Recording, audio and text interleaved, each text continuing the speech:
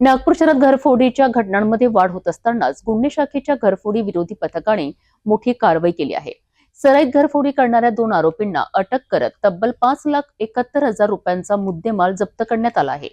ही कारवाई नागपूर शहर गुन्हे शाखेच्या डिटेक्शन पथकाने केली आहे। नागपूर शहरातील सकदरा पोलीस ठाण्याच्या हद्दीत घरफोडीची गंभीर घटना उघडकीस आली।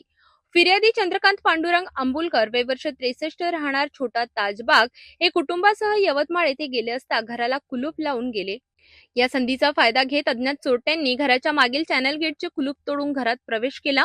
बेडरूम मधील लाकडी कपाट फोडून सोनं, चांदी, रोख रक्कम आणि महागडे मोबाईल असा एकूण 8,82,000 रुपयांचा मुद्देमाल चोरीस गेला। या प्रकरणी सकदरा पोलीस ठाण्यात गुन्हा दाखल करण्यात आला।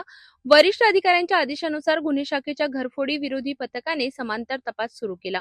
गोपनीय माहिती व तांत्रिक विश्लेषणाच्या आधारे पोलिसांनी अमोल चंद्रशेखर चाफेकर वय वर्ष 25 आणि मोहम्मद जाकीर मोहम्मद शाहिद अन्सारी वय वर्ष 24 यांना अटक केले। विशेष बाब म्हणजे आरोपी अमोल चाफेकर याच्यावर यापूर्वीही 24 मालमत्तांचे गुन्हे दाखल असल्याची माहिती आहे।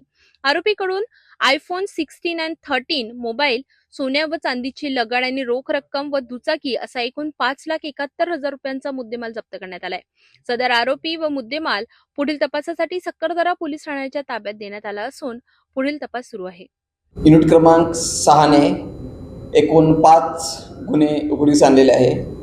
3 घरफोडी, त्यामध्ये आहे गिट्टी खदान, नंदनवन आणि अजनी। वाहन चोरी आहे अजनी, नंदनवन।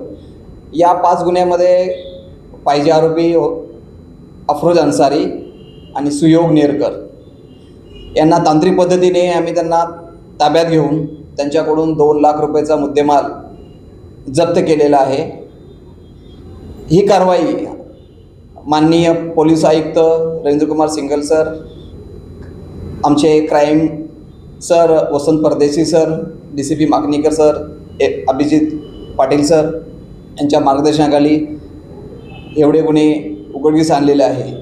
यामध्ये माझ्या टीमने API गायकवाड, PSI रोठे, युवानंद कडू, रवींद्र राऊत, प्रफुल्ल पारधी, वीरेंद्र पांडे व इतर अंमलदार यांनी मेहनत करून 2-3 दिवस सापळा रचून या 2 नमूद आरोपीला ताब्यात घेतलेले आहे आणि पुढील तपासाकरता गिट्टी खदान पोलिसांच्या ताब्यात दिले आहे।